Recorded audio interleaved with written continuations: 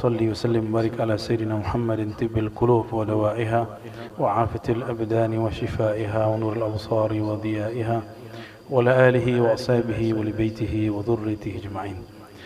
أما بعد، اللهم فقهنا في الدين وعن تأويل وافتح لنا يا فتاح فتوح العارفين.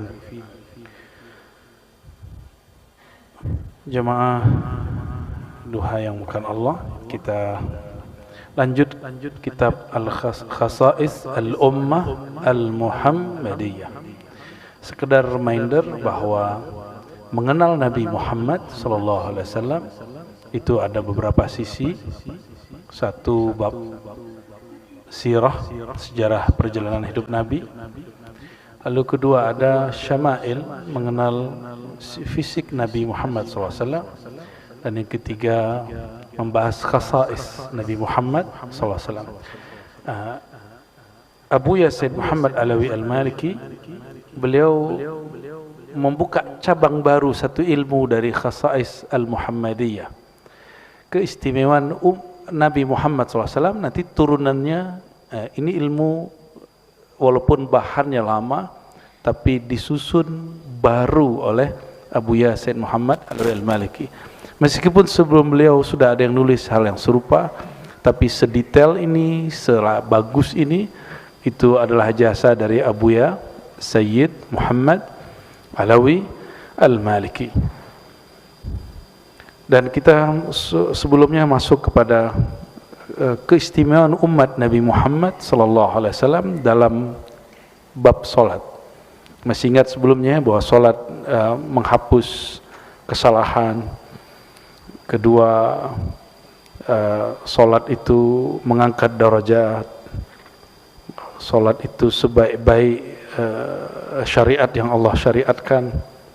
Solat itu sebaik-baik amal. Solat itu obat bagi ruh dan jasad. Solatnya rileks nggak, Bapak Ibu? Atau buru-buru? Atau tegang? Saya lihat banyak orang tegang kalau solat.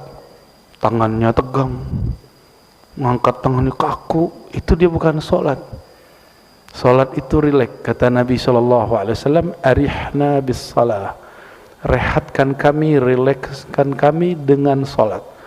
Maka orang yang masih tegang dalam solat, dia belumlah sampai kepada sir rahasianya solat. Ya, kita nggak bilang solat dia batal, tidak, tapi dia belum sampai kepada hakikat solat. Pada pagi ini, insya Allah kita akan masuk kepada fasal mengenai solat itu tempat berbisik-bisik, bermanja-manja kepada Allah SWT. Halaman 634 di sini. Ini yang saya ingat, barangkali lupa, tapi ya benar ya.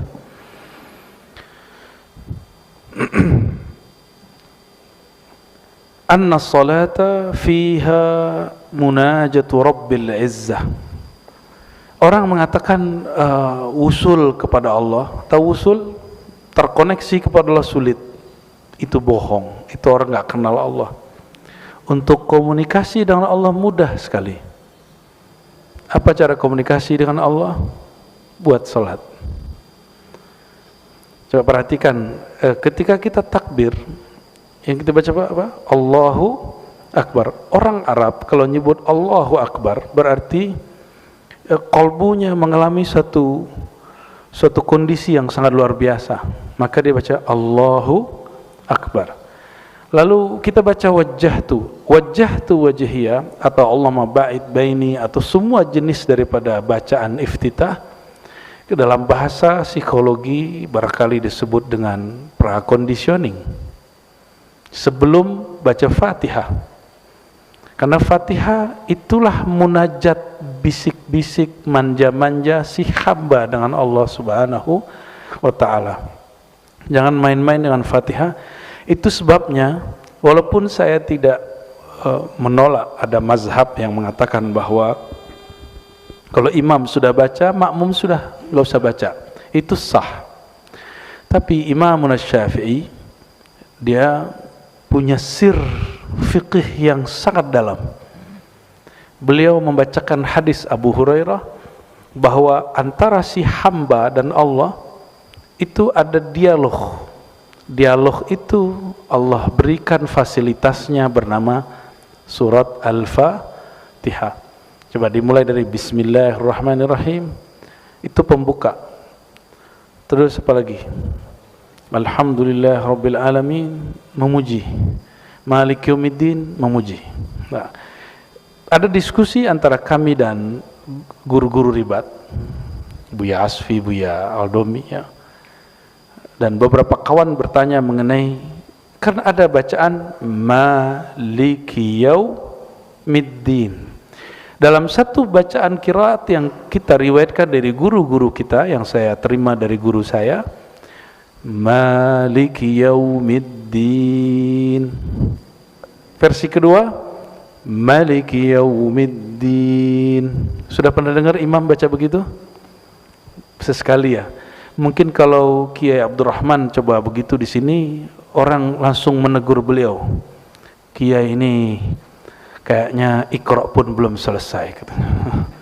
Padahal yang belum selesai yang negur. Maka orang banyak ingkar itu karena banyak tidak tahu. Ciri-ciri orang banyak jahilnya, dia suka mengingkari, mengkritisi orang yang berbeda faham dan cara dengan dia. Nah, ciri-ciri orang alim, dia menahan diri untuk mengomentari orang sampai betul-betul yakin apa yang dia mau komentari. Jadi orang-orang yang infiali, emosional dalam mengkritik, itu bukan orang hebat. Mungkin retorikanya bagus, tapi kejahilannya juga bagus. Ya, terlalu bagus jahilnya. Nauzubillah min dzalik. Walaupun tadi sudah baca suratul Fatihah, kita ulang lagi. Fatihah kita kirimkan untuk Nabi Muhammad SAW dan pengarang kitab ini dan murid-murid beliau yang merupakan guru daripada kami. Al-Fatihah. Bismillah. Shiratal ladzina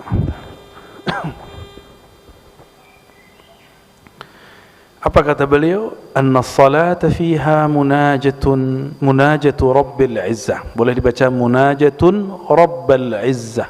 Dua-duanya boleh. Salat itu di dalamnya ada munajah. Munajat telah menjadi bahasa kita hari-hari. Apa arti munajat? Memohon. Apa lagi? Mohon itu doa. Munajat, bisik, berbisik-bisik. Berbisik-bisik itu bermanja-manja, bermesra-mesra. Maka munajatun boleh diartikan bisikan mesra cintanya hamba dengan zat yang terkasih, zat yang paling layak dicinta, yaitu zatullah subhanahu wa ta'ala. Munajat itu saya buat analog. Kalau kita punya kekasih, maka malam hari paling senang bermunajat dengannya, bermanja-manja, berbisik-bisik dengannya. Benar enggak? Maka Sufyan Ats-Tsauri setiap kali terbit fajar dia menangis. Apa katanya? Habislah waktuku berdua-duaan dengan Allah Subhanahu wa taala. Habislah waktuku bermanja-manja. Setelah ini orang akan banyak datang, murid banyak datang, banyak kesibukan duniawi. Jadi dulu imam-imam itu nangis kalau terbit fajar. Kalau sekarang seneng ya? Atau malah kesel? Kesel, udah subuh aja nih gitu ya. Munajatu Rabbil Izzah, bermanja-manja dengan Allah. Mungkinkah kita bermanja dengan yang tidak dikenal? Orang mesti dia bermanja-manja dengan sesuatu yang dia kenal. Maka syarat salat itu menjadi munajat, ma'rifatul ma'bud, mengenal siapa yang disembah. Karena ma'rifat mengenal Allah itu tiada batasnya, maka jangan berhenti belajar ilmu tentang Allah Subhanahu wa ta'ala. Dan gak ada namanya orang paling mengenal Allah setelah Nabi Muhammad SAW, kecuali pewaris-pewaris mutlak beliau yang Allah rahasiakan. Ya. Hari ini banyak orang jualan obral ma'rifat, terus ngaku dirinya satu-satunya yang bisa menghantarkan murid kepada Allah. Nggak begitu, itu Arab Badui begitu. Arab Badui datang kepada baginda lalu mengatakan, ya Rabb irhamni wa Muhammada, sayangi aku dan Muhammad saja, jangan yang lain. Sama persis, yang bisa bawa ke Muhammad cuma saya. Orang-orang begitu, na'udzubillah min dzalik, orang-orang yang telah mengerdilkan rahmat Allah subhanahu wa ta'ala. Betul guru kita pintar, tapi di luar guru kita Allah juga maha luas kasih sayangnya, pasti dibagi-bagi beberapa. Dari Sayyidina Anas radhiyallahu ta'ala anhu, qala an-nabiy sallallahu alaihi wasallam, innal mu'mina, sesungguhnya orang beriman, idza kana fi shalah, jika dia salat, ini orang mukmin, fa innama yunaji rabbah, dia sedang bermanja-manja, berbisik-bisik kepada Allah. Oke. Kalau orang enggak beriman, bisik-bisik itu cepat-cepat enggak? Bermanja-manja itu tergesa-gesa enggak? Enggak ada orang bermanja-manja itu tergesa-gesa. Fala yabzuqanna baina yadayhi wala an yaminihi, maka adabnya dirilkan walaupun Allah tidak menempati ruang depan, kanan, kiri, atas, bawah, namun adabnya tidak boleh meludah ke depan, ya, tidak juga ke kanan, ya, tapi meludahlah. Kalau dulu boleh meludah di masjid, sekarang boleh nggak? Bisa algojonya Kiai Abdurrahman dan Habib nanti turun tangan, ya.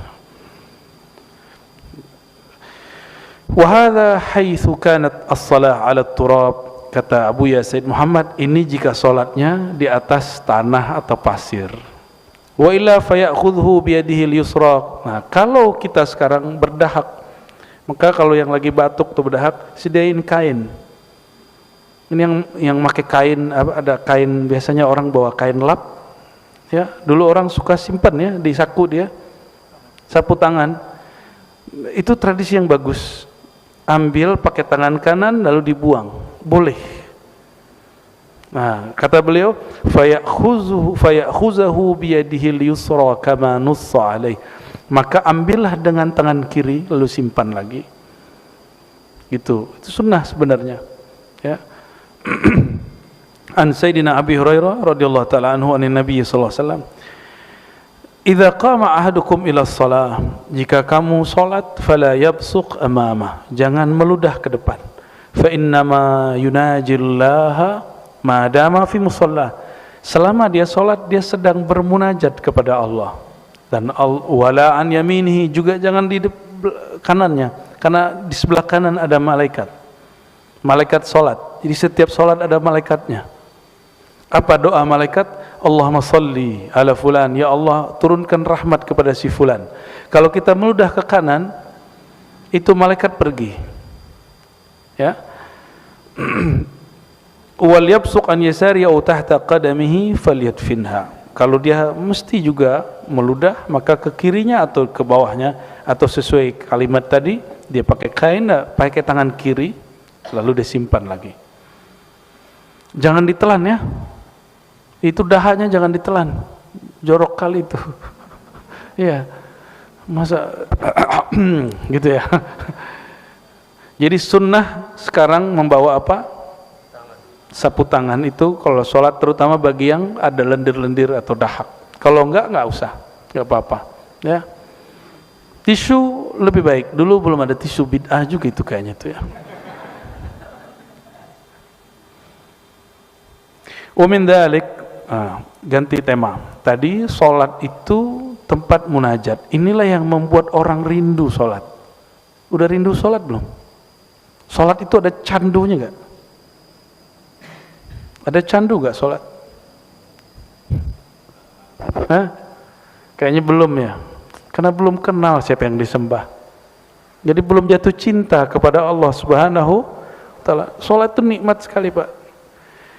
Nikmatnya sholat, sehingga Abu Yazid itu seperti dia di atas orang lagi syahwat kepada pasangannya. Itu Abu Yazid al-Bustami. Nikmatnya sholat itu. Itu yang disebut nikmat surga yang disegerakan. Maka Nabi SAW mengatakan, hubbiba ilayya minad dunya at-tib wan nisa wa ju'ilat qurratu aini fi shalah. Aku dibuat oleh Allah senang kepada yang harum, yang bersih, yang rapi, dan lawan jenis. Tetapi pelipur laraku hanya di dalam sholat. Bukan hidup yang rapi, bukan pasangan. Tapi apa yang membuat Nabi terobati kolbunya? Fis shalah, di dalam sholat, ya.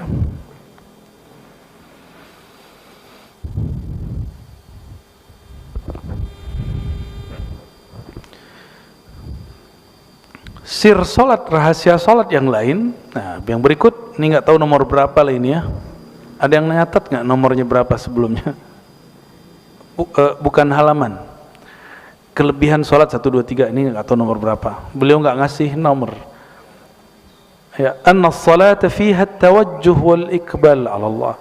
Salat itu ada dua aktivitas besar selain munajat di situ, yaitu tawajjuh. Apa arti tawajjuh? Tawajjuh itu menghadapkan kolbu kepada yang mengendalikan kolbu. Wal iqbal, lalu menatap Allah Subhanahu wa ta'ala. An Sayyidina Ibn Umar radhiyallahu ta'ala anhuma anna Rasulullah sallallahu alaihi wasallam qala. Nah, Rasulullah bersabda, "Idza kana ahadukum yusalli," sama jika kamu salat jangan meludah, jangan melakukan gerakan-gerakan di luar salat, "fa innallaha qibala wajhihi idza shalla." Karena Allah secara adab di depan dia. Bukan berarti Allah menempati ruang depan, tapi tubuh ini berkiblat ke Ka'bah, maka Allah akan menerima orang itu dari arah depannya.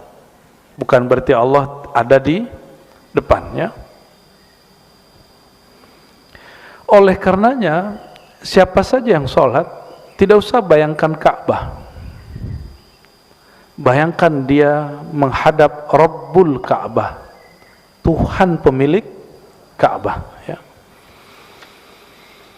Wa min dzalik, di antara rahasia keutamaan salat yang menjadi kekhususan umat Nabi Muhammad sallallahu alaihi wasallam yang tidak ada di agama-agama sebelumnya, anna salata fiha dzikrul 'abdi rabbahu. Salat itu adalah media seorang hamba menyebut-nyebut dan mengingat Rabbnya, Allah Subhanahu wa ta'ala. Inilah yang disebut di dalam Al-Quran surat Taha, aqimis salata li dzikri. Dirikan salat untuk zikri, mengingatku. Masih ingat nggak pertemuan dengan Allah? Nggak ada yang ingat? Maka karena kita tidak sanggup mengingat Allah, hilangkan ketidaksanggupan itu dengan cara kecilkan dirimu, tiadakan dirimu, maka si kecil itu akan hilang, si jahil itu akan hilang. Allah akan ganti sifat kita yang baru. Maka orang kalau sholat, Allah sedang merefresh dirinya. Jadi sifat-sifat yang tadi sudah berkarat itu Allah ganti dengan sifat yang baru, ya. Inilah makna dari surat Thaha ayat 14 itu, ya. Lalu disebutkan di sini riwayat mengenai dialog hamba. Nah, ini lucu nih dialog ini. Jadi guru saya dulu, saya punya guru beberapa orang namanya Hasan Al-Basri. Ada satu guru namanya Hasan Basri, ketua MUI di kampung saya. Dia dikritik oleh kawan saya. Jadi kawan saya baru pulang dari Timur Tengah, tapi belum selesai, mengkritik sang guru. Bayangin coba. Ya, kalau santri Jawa nggak berani ya Kiai ya, ngeritik Kiai. Yang berani ngeritik Kiai itu ya santri Sumatera biasanya. Apalagi santri dari Padang tuh, demen banget ngeritik Kiai itu, karena diajarin begitu. Kita diajarin mendebat Kiai, Pak. Itu yang dianggap beradab bagi kami. Pas saya ke Jawa, oh ternyata beda caranya. Didebatlah guru kami ini, Buya Hasan Basri, ketua MUI. Apa debatnya? Beliau ini kalau sholat kadang satu nafas atau dua nafas Fatihah. Bismillahirrahmanirrahim. Alhamdulillahirabbil alamin arrahmanir rahim. Terus ya. Di debat sama anak nih, apa kata dia? Buya. Di dalam hadis Sahih Bukhari dan Muslim, terutama Sahih Muslim, disebutkan bahwa antara ayat dan ayat itu ada jawaban dari Allah Subhanahu wa ta'ala. Oke. Terus maksud kamu apa? Kata si santri yang sudah mulai pintar atau sok pintar ini, atau keminter. Apa kata dia? Kalau Buya mimpin sholat satu nafas, kapan Allah jawab? Iya juga ya, benar gak? Kapan Allah jawab? Nah, coba perhatikan hadisnya. Sayyidina Abu Hurairah mengisahkan, aku mendengar Nabi SAW menceritakan rahasia Fatihah. Allah berfirman, qasamtus salah. Ini hadis Sahih Muslim, hadis sahih. Ada juga di Bukhari yang semakna. Qasamtus salata baini wa baina abdi nisfain wa li abdi nisfain wa li abdi ma sa'al, ya. Aku memisahkan, membagi salat itu jadi dua. Antara hambaku, dia memujiku, menyembahku, dan hambaku memohon kepadaku. Fa idza qala al-'abdu, jika si hamba selesai baca alhamdulillahi rabbil alamin, aku menjawab. Apa jawaban Allah? Hambaku memujiku. Itu. Hambaku, hamidani abdi, hambaku memujiku. Kalau antum langsung, kata dia, alhamdulillah rabbil alamin arrahmanir rahim, Allah nggak sempat jawab dong. Logikanya masuk setengah lah ya. Lalu kalau si hamba mengatakan ar-rahmanir rahim, Allah menjawab asna alayya abdi, hambaku banyak memujiku. Jadi beda hamida dengan asna. Hamida memuji di awal, kalau asna mengulang pujian. Maka alhamdu wathana itu beda penggunaan. Jika si hamba membaca Malik Yaumiddin, nah ini yang tadi saya tinggal sedikit ya, Malik Yaumiddin, maka Allah menjawab, majjadani abdi, hambaku sedang memuja-mujiku. Jadi ada al-majd. Jadi pujian yang sudah lebih dari banyak disebut tamjid. Innaka hamidun majid. Hamid terpuji, majid sangat-sangat terpuji. Fawwada ilayya abdi, lalu hambaku menyerahkan urusannya kepadaku. Lalu ketika dia baca iyyaka na'budu wa iyyaka nasta'in, maka Allah mengatakan hadza baini wa baina abdi, inilah hubunganku dengannya. Dia menyembahku iyyaka na'budu, maka aku beri dia iyyaka nasta'in, kepada engkau kami memohon pertolongan. Wa li abdi masal, apapun yang dia minta aku kasih. Kalau satu napas Allah enggak sempat jawab, bro. Itu guru saya sempat kemudian terpengaruh. Maka beliau sudah pensiun jadi ketua MUI dan sudah nggak mau debat. Dan orang dari dulu nggak mau debat. Ya. Begitu juga ayat ihdinas siratal mustaqim siratal ladzina an'amta 'alaihim ghairil maghdubi 'alaihim waladdallin, sama kalimat, jawabannya sama. Apa jawaban kami? Mungkin ini pernah saya bahas di waktu yang lain, mungkin ada yang lupa, sekedar mengingatkan. Dalam aqidah Ahlussunnah, kalamullah bila harfin wala sautin. Allah jika berkalam, kalamnya tidak berhuruf, tidak bersuara. Karena huruf dan suara itu ciptaan. Coba baca ba. Ba itu pertemuan dua bibir. Bibir ini makhluk bukan? Suara, nafas, lalu titik-titik tempat keluar huruf, itu makhluk bukan? Maka bunyi yang keluar dari mulut namanya ba, alif, semua itu adalah makhluk. Tapi kalam Allah tidak makhluk. Maka Al-Quran bermakna kalam tidak makhluk, tapi mushaf makhluk. Suara kita baca Quran makhluk. Imam Bukhari hampir dibunuh karena menjelaskan ini waktu di Daisapur. Disalahfahami oleh seniornya namanya Muhammad Az-Zuhli. Ya, karena bab ini kata Imam Bukhari, bacaan Quranmu makhluk, Qurannya tidak makhluk, langsung dituduh sesat. Untung kita nggak hidup di zaman itu. Ya, mungkin saya dituduh sesat juga. Kita nggak ngomong gitu aja dituduh sesat sama orang ya. Walhasil saya sampaikan, jadi Buya, Allah itu berkalam seperti yang Buya ajarkan dulu waktu di sekolah, tanpa huruf dan tempat suara. Maka jika Allah menjawab Bismillahirrahmanirrahim, Alhamdulillahirabbil alamin, lanjut misalnya satu nafas, itu nggak perlu jeda, karena Allah menjawab tidak perlu jeda. Dan itu sekali saya lihat beliau senyumnya puas sekali. Terakhir saya berkunjungi beliau dan setelah itu beliau wafat. Ya. Tapi saya puas. Semoga itu tanda beliau ridho, ya, ridho kepada muridnya yang kurang adab ini. Ya. Mengenai Maliki Yaumiddin, nah ini ada tafsir Ma'thur, ini dia tafsir yang diriwayatkan bahwa Maliki Yaumiddin, Allah berkalam, hambaku memuja-mujiku dan dia telah menyerahkan urusannya kepadaku. Jadi kita kalau mengatakan Maliki Yaumiddin, dialah sang pemilik, sang raja hari kiamat. Di dalam Asmaul Husna Allah bernama Malikul Mulk. Malikul Mulk, Malikul tanpa alif, bukan Malik, bukan, tapi Malikul Mulk.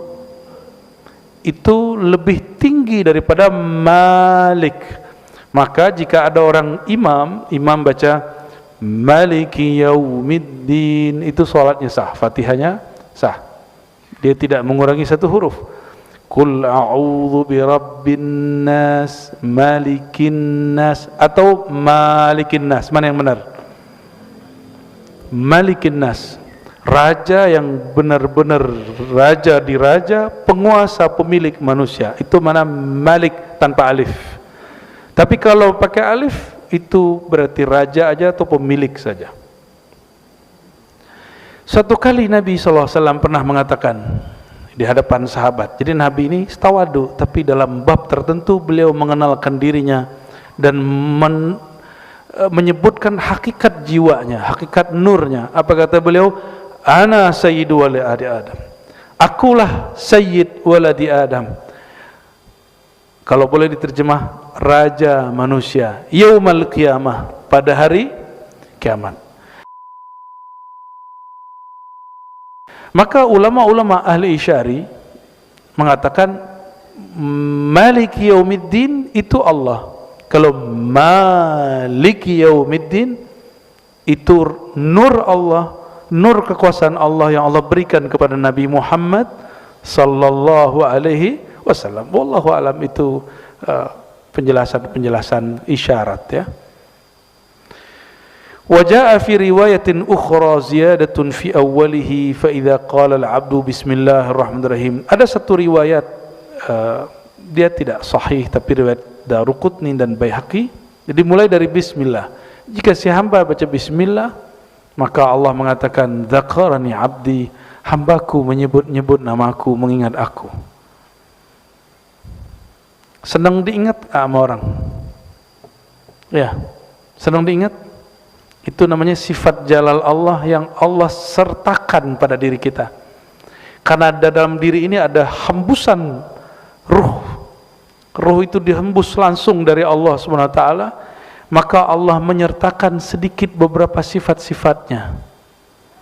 Itu sebabnya kita dapat mendengar. Itu kan dari sifat ruh semua. Melihat, ya. Kalau nggak ditiup, itu tubuh nggak bisa mendengar. Dan juga termasuk karakter ingin diingat ya. Orang kalau faham ini, mengingat dia akan dihantarkan mengingat Rasulullah, mengingat Rasul akan menghantarkan dia ingat kepada Allah. Itu yang disebut di hadis Imam Ahmad, Imam Ibnu Majah, man awliya Allah, siapakah wali Allah wahai baginda? Beliau menjawab, man idza ra'aitahu dzukirullah, orang yang jika engkau pandang, engkau ingat, engkau visualkan, engkau bayangkan, engkau kirimin Fatihah, mengingat dia, menghantarkan engkau mengingat Allah Subhanahu wa ta'ala. Kenapa? Bukan lagi fisik dia yang kita lihat, tapi ruhnya yang bersumber dari hembusan Allah Subhanahu wa ta'ala. Itulah guru mursyid. Itu yang disebut guru. Jadi orang kalau dapat ijazah 7 tapi mandang dia nggak membuat kita ingat Allah, maka dia bukan mursyid kita. Carilah mursyid yang kalau mengingat dia, memandang dia, membuat kita teringat baginda, membuat kita terhantar mengingat Allah Subhanahu wa ta'ala. Dan itu makamnya Nabi Muhammad SAW. Lalu pewaris-pewaris Nabi Muhammad sallallahu alaihi wasallam. Ya, semoga di antara kita diizinkan untuk mencapai makam ini. Amin ya rabbal alamin. Wa min dzalik, di antara sir rahasia daripada salat yang merupakan kekhususan umat Nabi Muhammad SAW. Jadi salat itu Bapak Ibu, ibadah secara umum, setiap ibadah ada malaikatnya. Dan malaikatnya ada 2 jenis, malaikat bumi dan malaikat langit. Khusus Fatihah yang dibaca dalam salat itu ada bacaan amin. Coba amin. Nah, ini amin ngantuk. Yang bisa bahasa Arab, amin itu terjemahannya apa? Hah? Coba tasrifnya apa? Kan kata Arab itu bisa diderivasi, dirubah. Shalla yusalli salatan. Amin apa? Enggak ada kata sepakatan ulama, karena itu bukan bahasa Arab yang bisa ditasrif. Di bahasa Arab yang unik, dia bahasa Arab alam sana. Itu bahasa Arab alamnya malaikat. Maka ketika orang baca waladhdallin, jangan terlalu panjang doanya ya. Waladhdallin, ya, dan jangan kemudian didengung terlalu panjang. Dal itu keliru itu, ya, nggak boleh. Itu bila gunnah, tanpa ada dengung. Waladhdallin langsung disambut, karena bi gunnah itu sudah jelas masuk ke huruf waw dan huruf-huruf tertentu yang lain. Jika ada orang membaca itu, maka malaikat dengan bahasa Arab langit, nah ini bahasa biar agak ngeri-ngeri sedap, membaca amin.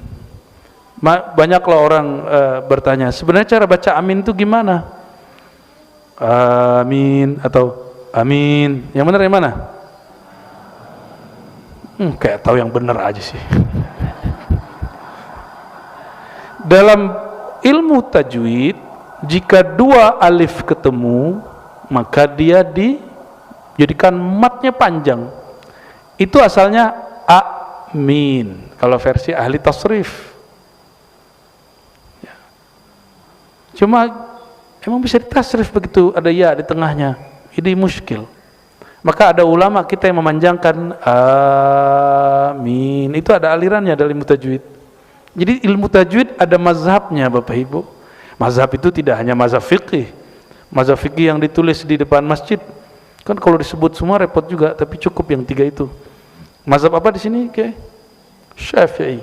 Enggak usah ditulis qiraat kita, qiraat Asim. Oh, repot sudah. Ya, cukup 3 itu. Pertanda masjid ini masjid rahmatan lil alamin. Insyaallah. Enggak mungkin juga disebut qiraat Asim. Rempong. Ya. Jadi amin itu bukan bahasa Arab sini. Dia bahasa Arab.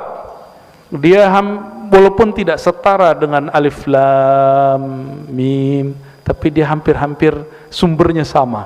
Coba alif lam mim, ada yang tahu bahasa Arabnya apa? Alif lam mim, apa artinya? Enggak tahu. Itu bukan arti.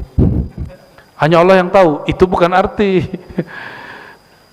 Ada artinya, ada di kitab tafsir. Namun dalam tafsir Jalalain yang dibaca Kiai Imam Suyuti mengalihkan makna, bukan memaknai. Wallahu a'lam bimuradihi.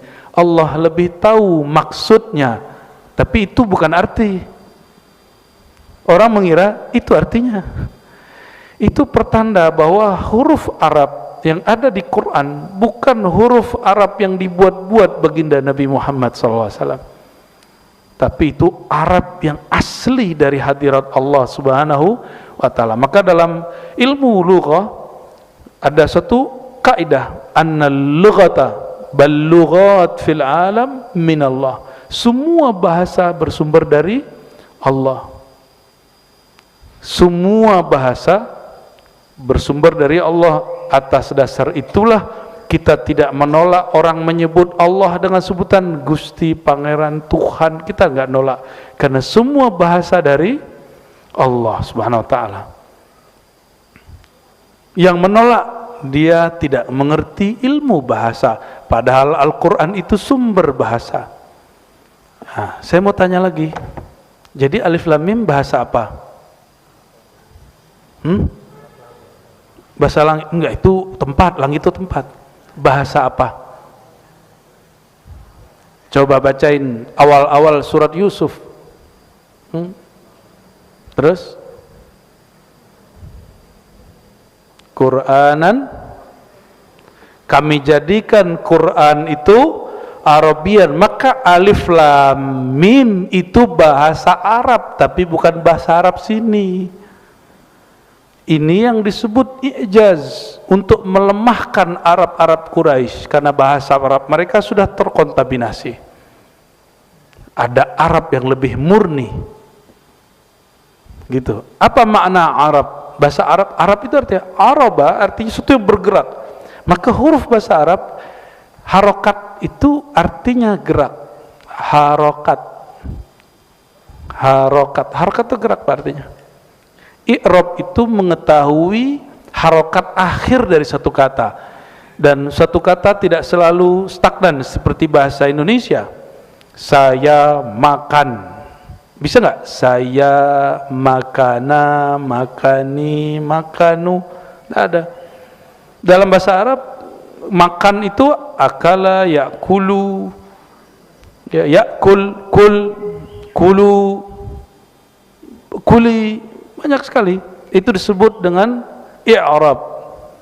Maka bahasa Arab itu bahasa yang bergerak, dan dia selalu bergerak. Jadi Alif Lam Mim bahasa apa?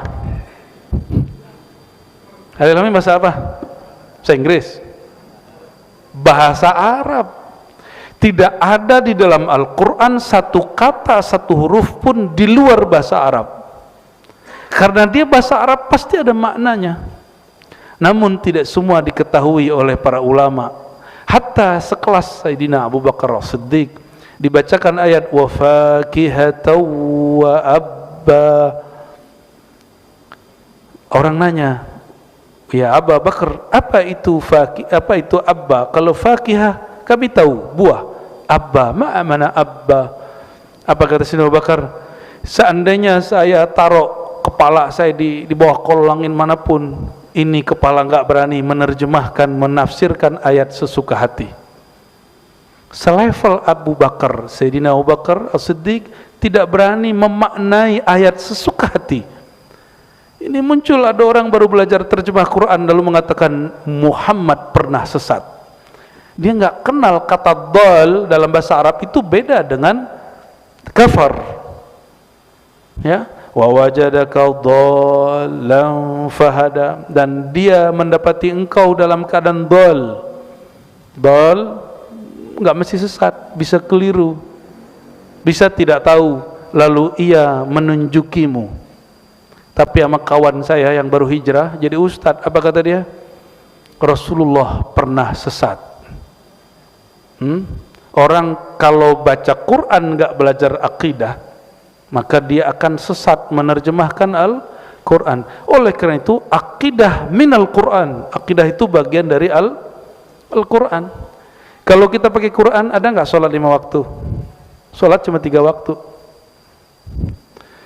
Aminah Wadud, tahu Aminah Wadud yang mimpin sholat Jumat, perempuan? Itu kita tanya, kenapa sih ente mimpin sholat Jumat? Apa jawaban dia? Di Quran nggak ada larangan perempuan jadi imam sholat Jumat. Iya juga sih ya, tapi blow on.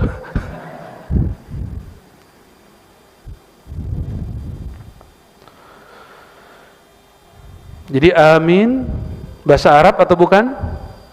Bahasa Arab alam malakutiyah jabarutiyah, alamnya malaikat.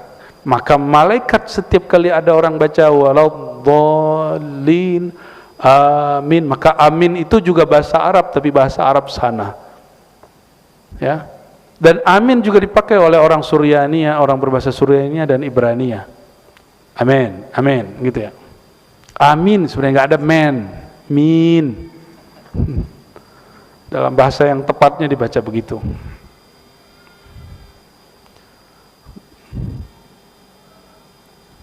Apa dalilnya? Diriwayatkan oleh Sayyidina Abu Hurairah radhiyallahu taala anhu, Nabi SAW bersabda dalam hadis yang sahih riwayat Imam Bukhari dan Muslim, "Idza ammana al-imam fa aminu." Jika imam mengaminkan, maka aminkanlah olehmu, fa innahu man wafaqa ta'minuhu ta'minal malaikah. Siapa yang aminnya, ini mumpung kan sudah selesai amin-aminan kan, sudah selesai kan 01, 02, 03. Ini hebat sekali nih kitab nih, keramat nih, mengarang kitabnya keramat ini. Tahu aja kita ngajinya setelah pemilu. Karena babnya amin kiai, cocok logi yang cocok. Siapa yang beriringan antara aminnya dengan amin malaikat yang di sana, saya tanya guru saya, itu aminnya di malaikat mana? Guru saya nggak ada yang jawab, Pak. Ketemu di kitab Imam Al-Jili, beliau mengatakan, waktu ruhku diperjalankan, aku melihat bahwa itu di langit keempat. Wallahu a'lam bis-shawab. Ya. Jadi malaikat di langit sekian itu mengaminkan yang tadi antum baca waktu subuh. Waladhdallin, amin. Dan ini dalil bahwa amin adalah salah satu bahasa malaikat, dan ini juga dalil bahasa malaikat, bahasa Arab. Bahasa malaikat, bahasa Arab. Ghufira lahu ma taqaddama min dzambih, maka diampuni dosanya yang berlalu. Jadi pengampunan dosa itu ada yang cara ekspres, ini dia. Ada yang cara panjang, puasa Ramadan 30 hari, qiyamul lail 30 hari. Apalagi? Ada yang tobat, ada yang kafarah, ya. Ada macam-macam. Nah, ini cara ekspres. Paling gampang tuh baca Fatihah, diampuni dosanya. Namun masalahnya, kapan kita tahu amin kita sama dengan amin malaikat? Ada yang tahu? Kalau ada yang tahu, bagi tahu kita lah. Ya, pura-pura nggak tahu saya. Ya. Emang nggak tahu, hanya Allah yang maha tahu. Kita ini hanya diberitahu. Ditahunya insan diberitahu oleh yang maha tahu. Juga disebutkan oleh riwayat Imam Bukhari Muslim yang lain bahwa idza qala ahadukum amin, jika kamu membaca amin, qalatil malaikatu fis sama, malaikat yang di langit juga membaca amin, fawafaqat ihdahumal ukhra, samalah aminmu dengan aminnya dia, ghufira lahu ma taqaddama min dzambi, diampuni, ya. Berarti Al-Fatihah sendiri sudah sangat ajaib, ya, sangat ajaib. Jadi ketika disebut bahwa Al-Fatihah dialog hamba dan Allah, Allah membalas pujian hamba, maka seorang guru saya mengatakan, tahukah engkau solawat Allah pada dirinya?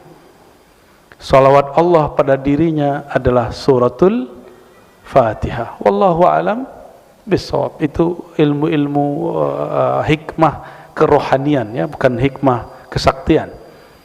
Wa min dzalik, halaman 66. Di antara sir rahasia salat itu, tanha sahibaha anil fahsya'i wal munkar. Tanha itu menahan, bukan melarang. Ya. Terjemahan di sini apa? Nahi mungkar itu bukan melarang tapi menahan. Naha, nahan, ya. menahan pelaku sholat dari fahsya, dari perbuatan keji, wal munkar, dan sesuatu yang tidak dikenal nilai baiknya. Jadi apa yang disebut munkar? Yang tidak dikenal sisi baiknya disebut munkar, diingkari, tidak dikenali. Qala Allah Ta'ala, ini ayat sudah sering dibaca, surah Al-Ankabut, ya, di tengah ayat, wa aqimis salata innas salata tanha anil fahsya'i wal munkar. Dirikanlah salat karena sesungguhnya salat menahan daripada fahsya dan munkar. Wala dzikrullahi akbar, sungguh mengingat Allah itu lebih besar. Wala dzikrullahi, lebih besar dari apa? Dari dunia dan seisinya. Wallahu ya'lamu ma tasna'un. Karena zikrullah itu besar efeknya, maka fahsya dan mungkar, keji dan kemungkaran itu terpinggirkan sendiri. Jadi kalau ingin memberantas keji dan mungkar, jangan langsung sweeping. Dirikan di tempat itu sholat. Hidupkan majelis-majelis yang mengajarkan sholat di situ. Baru kalau antum mau sweeping, izin dulu dengan polisi, ya kan, kerjasama kalau perlu. Jadi jangan main langsung sweeping, itu bid'ah, ya. Hisbah kita, nahi mungkar kita dimulai dengan al-amru bil ma'ruf. Salat itu ma'ruf. Dirikan dulu yang ma'ruf, kemungkaran akan rontok dengan sendirinya. Jangan berantas kemungkaran dulu. Itu tidak sesuai dengan ajaran Nabi Muhammad sallallahu alaihi wasallam. Faqad amara subhanahu wa ta'ala bi iqamatis salah wa bayyana athar as-salah fi man aqamaha anna tanha 'anil fahsya, sampai akhir. Lalu ini barangkali terakhir pada pagi ini, anna as-salata tuhadzibul 'abda min as-sifatidz dzamimah. Salat itu mentahzib, melatih, membersihkan, merapikan, itu tahzib. Melatih, membersihkan, ya, seorang hamba minas sifatidz dzamimah, dari sifat yang tercela, ya, dari sifat yang tercela. Orang kalau baca Allahu Akbar, dia sombong nggak? Tapi kenapa kalimat takbir itu jadi simbol kesombongan orang Islam hari ini? Ada apa dengan takbirmu? Wajar takbirmu tidak dimenangkan Allah, karena Allah yang engkau sebut dalam takbirmu tidak engkau besarkan di kolbumu. Ini PR kita.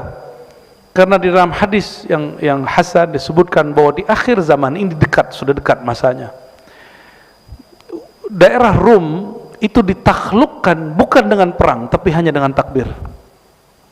Takbir seperti apa itu?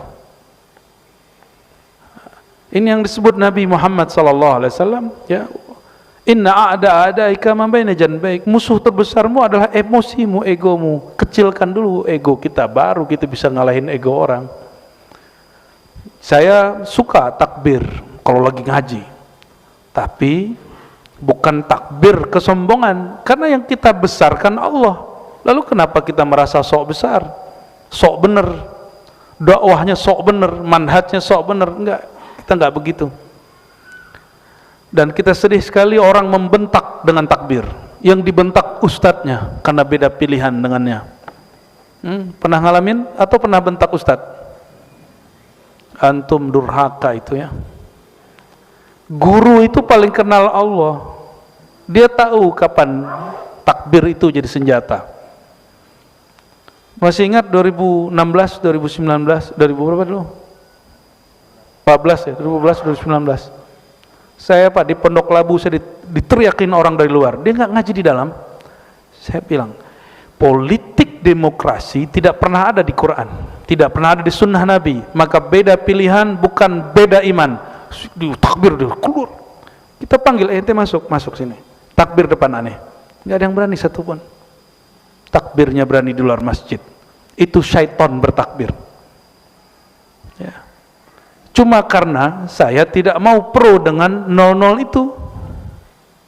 Kenapa? Untuk apa saya mengobarkan takbir itu hanya untuk 5 tahun orang berkuasa? Takbir saya abadi, karena takbir menyebut nama Allah Subhanahu wa ta'ala Maha Abadi. Saya mau tanya, ya, di Quran ada jihad, di sunnah ada jihad. Apakah ayat jihad untuk pemilihan pemilu? Lalu kenapa ayat-ayat jihad muncul waktu orang demo? Kenapa muncul? Dia sedang memperkosa ayat-ayat Allah SWT. Tolong jangan orang yang sudah kenal khasais ummah al-Muhammadiyah, jangan mau dipolitisasi dengan simbol agama. Agama kita suci. Agama mencakup politik. Agama tidak butuh politik. Politik butuh agama. Jadi kalau ada orang ngomong Islam tidak boleh lepas dari politik, bahasanya keliru. Politik tidak boleh lepas dari Islam. Islam mencakup semua, betul, tapi bukan berarti Islam harus berpolitik dengan politik ente, harus milih nolnya ente itu, ya. Nauzubillah min dzalik. Politisasi agama sudah memecah kolbu kita. Maka Allah katakan wala dzikrullahi akbar, yang besar itu cukup Allah. Kecilkan nolmu, ya. Udah nol masih merasa besar lagi. Maka Bapak Ibu, saudara yang bukan Allah, sengaja selalu saya sisipkan ini untuk edukasi. Mungkin tahun berapa lagi nih? Emang masih ada? Insya Allah Indonesia masih ada lah. 2000 berapa? 2029. Tapi setelahnya kita nggak tahu, ya. Karena krisis di mana-mana. Masih ingat pandemi? Ini udah lupa semua, amnesia, cepat sekali lupanya. Pandemi seakan-akan nggak ada lagi aktivitas, masjid kosong. Nggak pernah dalam sejarah Indonesia masjid kosong, Pak. Masjid ini pernah kosong ya, Kiai? Ya, Kiai kena juga deh. Ya.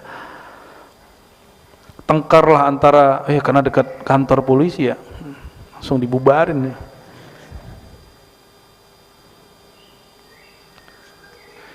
Dan dalam hadis dikatakan nanti di hari kiamat akan muncul orang nggak ada haji. Untungnya pandemi kemarin orang masih ada haji. Oh, berarti bukan yang kemarin. Cuma mungkin kemarin itu trial. Kita nggak tahu suatu saat akan muncul lagi begitu. Wallahu a'lam. Ini bukan nakut-nakutin, ini memang menakutkan. Tapi tenang, waladzikrullahi akbar. Mengenal Allah itu lebih besar, menyebut nama Allah itu lebih besar. Gak usah khawatir nanti paceklik katanya El Nino, El Nano, El Nino, terserah dia mau datang. Ya, karena dalam hadis disebutkan nanti sebelum Isa turun, Dajjal muncul, Al-Mahdi berjuang, nanti ada 3 tahun masa paceklik. Hujan gak turun, gagal panen di mana-mana, kelaparan di mana-mana, orang berebut air, berebut nasi, berebut semua. Sebelum masa itu datang, berlatihlah tidak bergantung dengan air, bergantunglah dengan zat yang menciptakan air. Jangan bergantung dengan lagi nasi. Mulai, bukan pengen sehat, bukan, tapi ingin menyehatkan kolbu. Ya, waktu tahun 2020 masih ingat bulan puasa, orang panik buying, ya. Karena ada yang mengatakan 15 Ramadan terjadi dukhon. Akhirnya pada borong beras. Beras habis di banyak gudang. Ini Ustadz nggak tanggung jawab. Habis itu dia mengatakan hadisnya dhaif. Tapi orang sudah panik duluan. Wala yasta'fu minan nas. Dia nggak minta maaf sama orang. Minimal dia minta ampun lah kepada Allah Subhanahu wa taala karena bikin gaduh. Sayyidina Muaz, jangan kambat kajian Bapak Ibu, mimpin sholat itu kurang 1 orang, terganggu 1 orang karena sholat dia kepanjangan. Nabi langsung kasih gelar afattanu anta ya Muaz, kamu pengacau umat hai Muaz. Menggigil Muaz digituin. Makanya Muaz dididik oleh Rasulullah SAW, akhirnya paling mengerti halal haram. Dididik begitu sama Rasulullah SAW. 1 jamaah berkurang, Pak. 1 jamaah terganggu dengan imamnya dia. Bayangkan ceramah-ceramah kita hari ini mengganggu banyak orang. Nauzubillah min dzalik. Kasihlah ceramah yang rahmah, ya. Enggak, Islam itu tegas. Tegasnya Rasulullah itu dengan rahmah. Dalam lembutnya dia tegas, dalam tegasnya dia sayang. Nabi itu tegas bukan untuk kebencian. Nabi itu lembut bukan karena kelemahan, tidak. Karena yang dapat mengalahkan kekasaran, kezoliman itu cuma kelembutan. Coba antum lihat, mohon maaf, pemimpin mana yang senang dihujat, pasti dihancurin orang menghujat dia. Tapi wallahi saya menyaksikan di hampir semua negara dan dalam sejarah Islam, pemimpin-pemimpin yang zalim takluk kepada ulama yang kolbunya lembut. Takluk. Dalam silsilah zikir kami, Thariqah Naqsyabandiyah Khalidiyah, itu ada seorang imam namanya Yusuf Al-Hamadani. Yusuf Al-Hamadani punya guru Abu Ali Al-Farmadi. Ini sezaman dengan Ghazali. Yusuf Al-Hamadani ini murid dari Abu Ali dan dia kawan sama-sama santri dengan Ghazali. Yang kita kenal siapa? Imam. Jadi ada nama Yusuf Al-Hamadani, ada Ghazali. Dua orang ini, Imam Ghazali jadi profesor kesayangan Perdana Menteri, Yusuf Al-Hamadani orang yang paling disegani Perdana Menteri. Itu kalau Yusuf Al-Hamadani datang di majelis tempat duduknya Perdana Menteri dan Raja, langsung rajanya turun, Pak, turun, tafadhal Syekh. Gak berani dia duduk di situ. Padahal Yusuf Al-Hamadani tidak pernah ngata-ngatain si Raja, Perdana Menteri, tapi kata-kata dia betul-betul berpengaruh dalam merubah kolbu si pemimpin ini. Tapi coba ganggu si Raja itu, besok nggak nyampe, hari ini hilang orangnya. Soeharto, masih ingat? Soeharto sama orang yang kritik dia hilang orangnya. Tapi belakangan di akhir hayatnya dia udah mulai takbiran, mimpin takbiran, ya. Sudah mulai bangun masjid di mana-mana, masih ingat? Itu karena ada orang berhati lembut tapi tegas, gak bisa digoyang oleh beliau, gak bisa dibayar oleh beliau. Orang ini membackup. Kalau gak kita yang backup, siapa lagi yang backup? Maka saya husnuzon dengan ulama-ulama yang membersamai pemimpin-pemimpin yang keras, pemimpin yang dituduh-tuduh culas. Kita doakan semoga adanya mereka dapat memperbaiki kolbu si pemimpin dengan cara yang hanya Allah yang tahu. Amin ya rabbal alamin. Begitu Pak, kalau kita belajar Al-Khasa'is Al-Muhammadiyah, kekhususan umat Nabi Muhammad sallallahu alaihi wasallam. Semoga bermanfaat. Barangkali itu, Kiai, ada tanya jawab?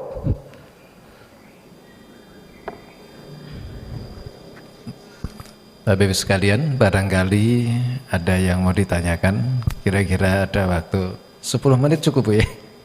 Oke, 10-15 lah. Oh, dari Bapak dulu nih, Bapak sama Ibu satu. Dua dulu ya Pak ya, nanti kalau masih ada waktu kita tolong dibantu anak-anak santri itu.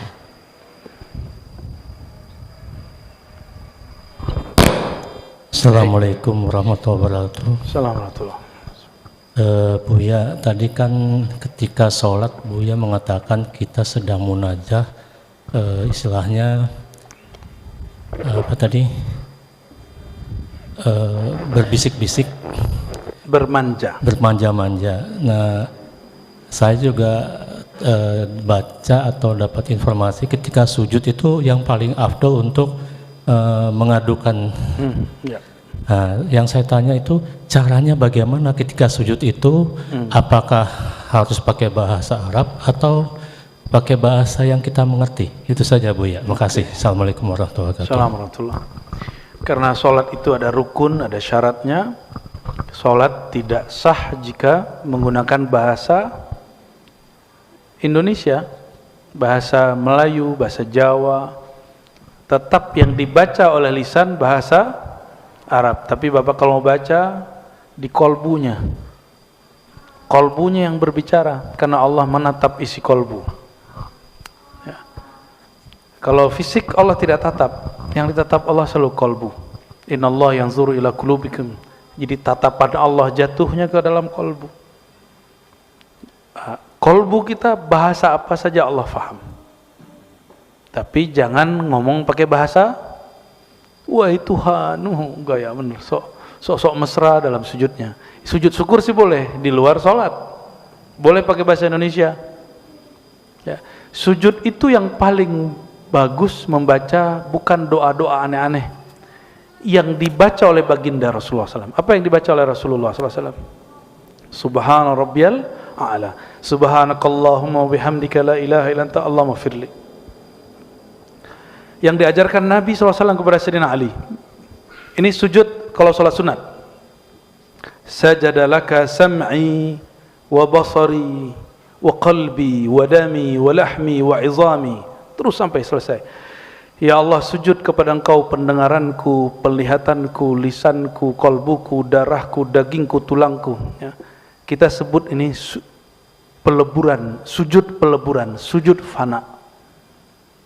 Yang kami ambil hadis itu, ya, kita bawakan ke syahadat. Asyhadu, aku leburkan, aku bersaksi bahwa diriku, tubuhku, jiwaku, pendengaranku, penglihatanku, begitu, ciptaan Allah dari nurullah, nur Muhammad SAW. Itu kita ambil dari hadis itu, Pak. Hadis Imam An-Nasai dalam kitabus sholahnya, beliau meriwayatkan bahwa Sayyidina Ali ketika sujud itu yang dibaca. Tulangnya sakit-sakit nggak? Itu sujudnya baca itu. Sujud, sajadalaka izami, ya Allah, tulangku sujud kepadamu. Darahnya punya penyakitan enggak? Sujudkan. Maka sakit itu akan menjadi penebus. Syukur-syukur sembuh. Kita enggak cari kesembuhan dengan sholat. Kalau mau sembuh ke dokter. Ya. Tapi ada orang disembuhkan dengan sholat, ada. Tapi kalau enggak sembuh, jangan salahkan sholatnya. Karena sholat bukan klinik kedokteran, bukan. Ya. Jadi kalau ada terapi sehat dengan sholat, oh sorry, sholat bukan untuk sehat. Tapi rahasia sholat biasanya orang dapat sehat. Mohon maaf Bapak Ibu, mohon maaf mungkin ada yang sudah duduk di atas kursi. Tapi kalau orang rajin dia tahajud dari mudanya, dia nggak akan kemudian sulit dari atas ke bawah. Dia pasti bisa. Walaupun dia kalau jalan sudah ringkih. Nah, ini yang saya rasakan selama bulan puasa, jadi badan saya agak sakit-sakitan sebelum Ramadan. Tapi dengan tarawih, kan 20 rakaat setiap malam, naik turun. Ternyata tulang kita jadi kuat, persendian kita jadi kuat. Jadi tubuh ini Allah ciptakan untuk bergerak, bukan diam. Maka bagian yang paling sering diam itu punggung. Nabi sering bekam di situ. Dibuang darahnya, karena Imam Syafi'i pernah berkalam, satu cairan, satu yang bersifat cair, diam pasti membusuk. Maka darah-darah kita itu jadi kotor di punggung. Ini yang bikin sakit, Pak. Cukup 1 senti ada pembekuan sedikit saja, bahkan sekian mili, punggung kita langsung pegal-pegal. Dan itu hanya dengan ruku dan sujud. Tapi ingat, ruku sujud bukan untuk menghilangkan sakit punggung. Ya, nanti salah niat. Saya udah ruku, udah sujud, gak sakit, hilang-hilang. Ya iya, ente habis dipatahin punggungnya sama orang, ya wajar. Bapak Ibu, jadi cara kita sujud dan ruku, aktifkan kolbu. Ya, lisan menerjemahkan isi di dalam. Jangan lisan ikut kolbu. Kolbu ikut, baru namanya abdun lillah, hamba Allah Subhanahu wa ta'ala. Baik, untuk Ibu, silakan mic-nya. Makasih Pak Ustadz Ya. Ar-Rozi. Pertanyaan saya mengenai, saya banyak mendengar tentang Nur Muhammad Sallallahu alaihi wasallam. Nah, itu mohon penjelasan apa hubungannya dengan umat Islam. Wah, itu 12 SKS, Bu. Oke, saya jelaskan yang ringkas ya. Bagus. Salah satu kesadaran rohani dimulai dari orang bertanya asal-usulnya. Ini ditulis oleh Imam Ghazali di dalam kitab Kimia Sa'ada, sudah ada terjemahannya. Ya, Kimia Sa'ada, resep mencari kebahagiaan. Diterjemah oleh beberapa santri saya yang gabung ke salah satu penerbit Islam, Turos, ya, silakan dicari. Bukan endorse, tapi saya suka jika ada penerbit Islam berjaya. Beberapa risalah Ghazali lalu dikumpulkan jadi satu, tapi judulnya diambil dari risalah kecil Kimia Sa'adah yang diringkas oleh Syekh Amin Al-Kurdi dari bahasa Persia yang 1000-an halaman. Inti kebahagiaan atau resep meraih bahagia. Apa kata Ghazali? Man anta? Siapa engkau? Dari mana engkau? Jadi ternyata kesadaran rohani orang bertanya, siapakah hakikat diriku? Apakah hakikat aku? Dari manakah sang aku itu datang? Oleh ulama kita diringkas segala sesuatu di alam semesta berasal dari nurullah. Nurullah itu menetes, jadilah nur Nabi Muhammad sallallahu alaihi wasallam. Dari nur Nabi Muhammad sallallahu alaihi wasallam jadilah alam semesta. Dalam ilmu filsafat disebut ontologi. Maka ontologi bukan ilmu munkarat, dia salah satu ilmu yang dibenarkan dalam Islam. Ontos itu wujud, logos ilmu, ilmul wujud. Makanya orang sering bahas tentang wujud, nur, dan salah satu ma'rifat Ahlus Sunnah adalah mengenal wujud diri. Ya, ada yang bertele-tele, ada yang enggak. Cara gampangnya gitu, Bu. Apapun di alam semesta bersumber dari nur Allah. Nur Allah itu bernama Nur Muhammad sallallahu alaihi wasallam. Kalau mau panjangnya, kajian kitab Sirrul Asrar. Ada lagi Imam Ghazali punya kitab judulnya Sulwatul Arifin, 2 jilid. Judulnya apa? Di situ disebutkan beberapa riwayat, ada yang Israeliat, ada yang tidak. Karena ini bab ontologi, bukan bab akidah, bukan teologi. Maka tidak mesti riwayatnya sahih. Tidak mesti dari Nabi SAW, boleh dari Israeliat, boleh dari kasyaf para ulama, ilham-ilham para masyaikh. Disebutkan di situ bahwa sebelum arsy dicipta, Allah sudah mencipta nur ribuan tahun. Ada satu riwayat 4.000, ada 12.000 tahun. Yang riwayat 4.000 dipakai oleh Syekh Abdul Qadir Jilani dalam Sirrul Asrar. Sirrul Asrar, kitab yang favorit sekali Abah Jajan di Sukabumi dan guru beliau Syekh Abah Anom.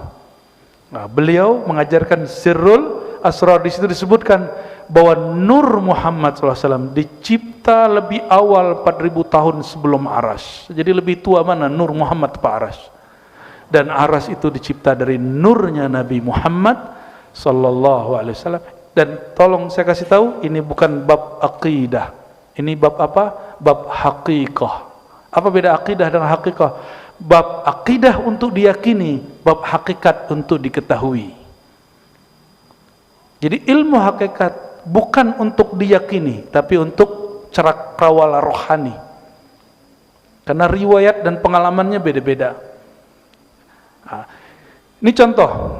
Imam Al-Jili, saya sering sampaikan ini, beberapa hari yang lalu ada anggota jemaat tabligh yang nanya tentang video saya yang dipotong oleh orang-orang yang memang suka motong-motong, ingin bikin ribut ya, tapi saya nggak mau ribut lah, dia aja yang ribut.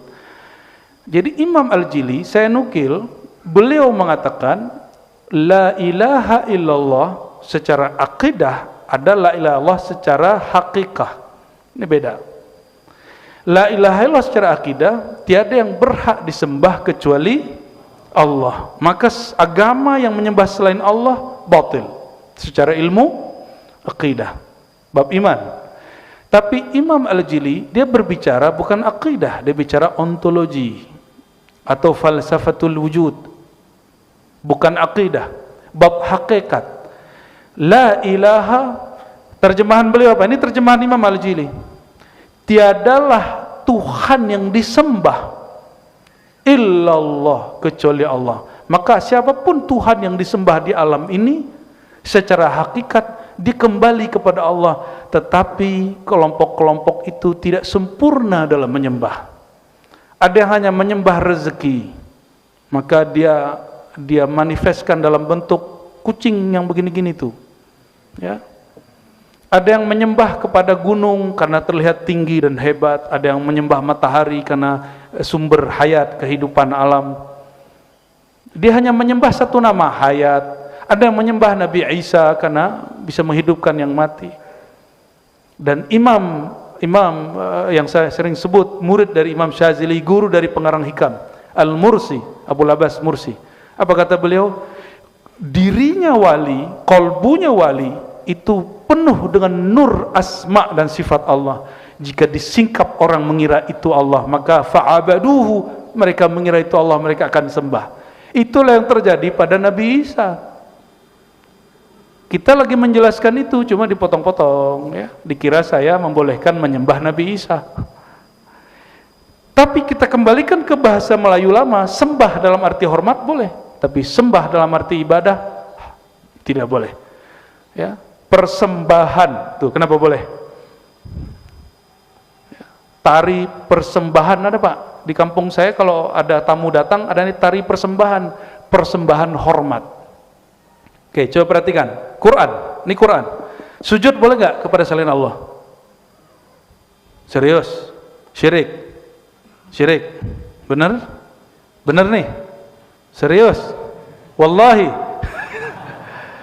Nabi Adam dipanggil oleh Allah, lalu disidang semua malaikat. Apa kata Allah? Wa idh qulna lil malaikati isjudu li Adama. Kami berkata kepada semua malaikat, sujudlah kepada hambaku Adam. Ayo, gimana? Emang nggak boleh? Quran loh Pak, ayatnya lebih dari 1 ayat. Ada di Al-Baqarah, ada di Araf, ada di banyak surat. Jadi tidak semua sujud persembahan itu menyembah ibadah. Ada sembah hormat. Maka antum sudah clear. Saya tidak pernah meyakini boleh menyembah Nabi Isa dalam pengertian menyembah ibadah. Saya juga tidak meyakini bahwa semua agama sama. Enggak. Siapa bilang semua sama? Itu orang emosional, orang emosi, akalnya hilang 2/3, bukan lagi setengah. Maka dia ingin mencari kesalahan orang, yang penting diambil kuat-kuatnya. Tapi insya Allah kita tenang-tenang aja. Ya. Kita mah tenang-tenang aja ya. Jadi itu penjelasan bab hakikat. Ya. Jadi la ilaha fil haqiqah, tiada Tuhan yang disembah secara hakikat kecuali Allah. Namun mereka menyembah Allah tidak sempurna. Apa kata Imam Al-Jili? Makanya ngaji, jangan ngaji di YouTube doang. Ya. Al-ma'bud al-haqiqi Allah, ma'bud hakiki Allah, dan yang menyembah Allah secara utuh hanya Nabi Muhammad SAW dan umat Nabi Muhammad SAW.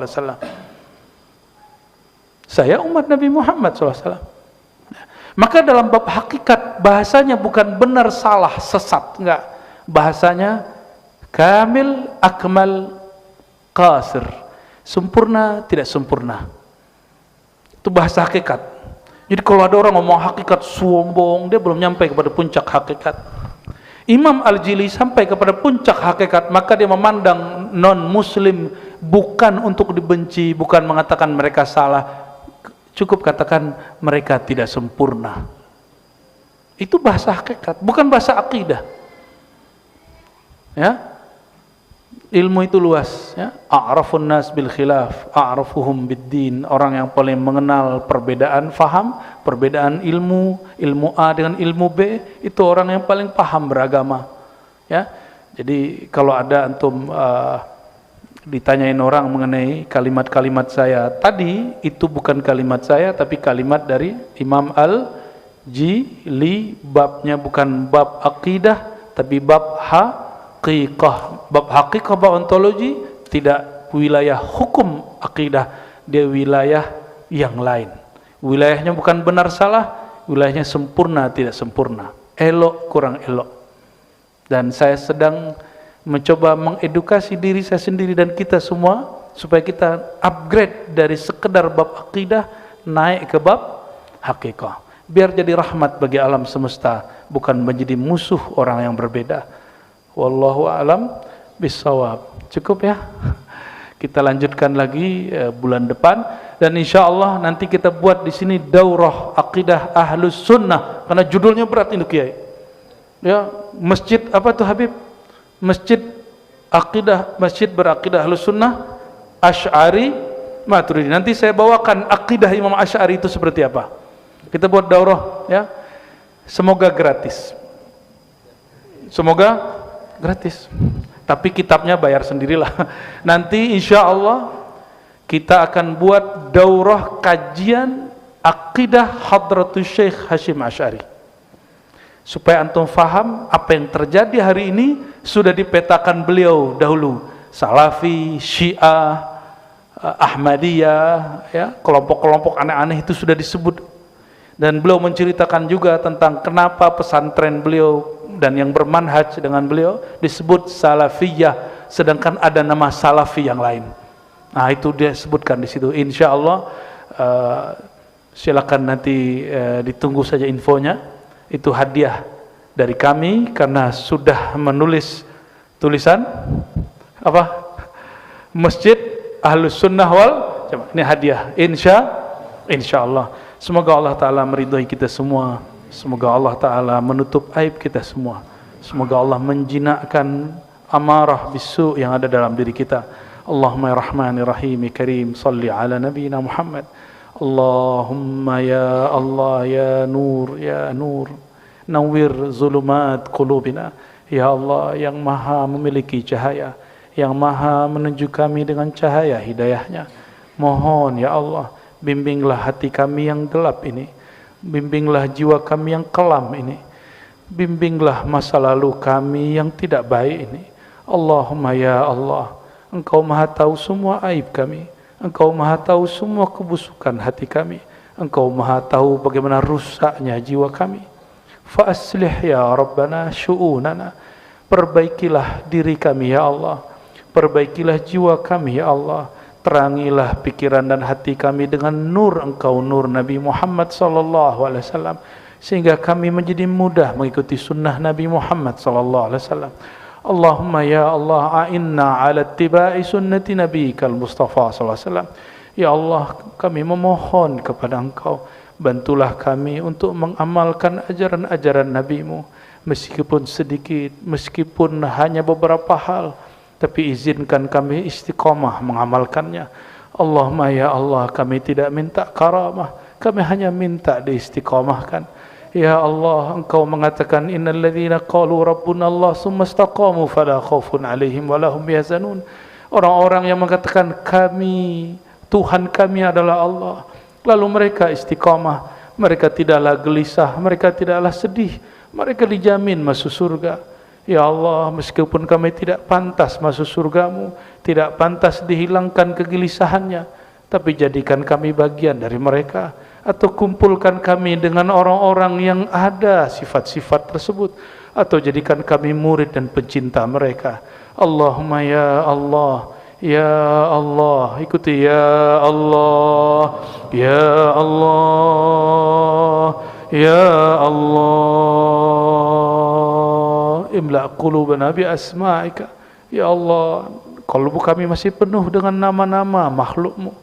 Izinkan bersihkan kalbu kami ya Allah dari selain Engkau. Lalu isilah dengan nama-nama Engkau, isilah dengan mengenal nama Engkau, isilah dengan cinta kepada Engkau dan kekasih Engkau. Allahumma rabbana atina fid dunya hasanah wa fil akhirati hasanah wa qina adzabannar. Ya Allah, berikan kami kebahagiaan di dunia dengan mengenal Engkau, mengenal kekasih Engkau, dan berikan kami kebahagiaan dengan bertemu, berjumpa, menatap Engkau dan berjumpa kekasih Engkau. Amin ya rabbal alamin. Wa sallallahu ala sayyidil wujud sayyidis thaqalain man ismuhu fil azal Ahmad wa fil huduth Muhammad wa ala alihi wa ashabihi ahlil amjad walhamdulillahi rabbil alamin. Mohon maaf salah kurangnya. Subhanakallahumma wa bihamdika asyhadu an la ilaha illa anta astaghfiruka wa atubu ilaik. Assalamualaikum warahmatullahi wabarakatuh.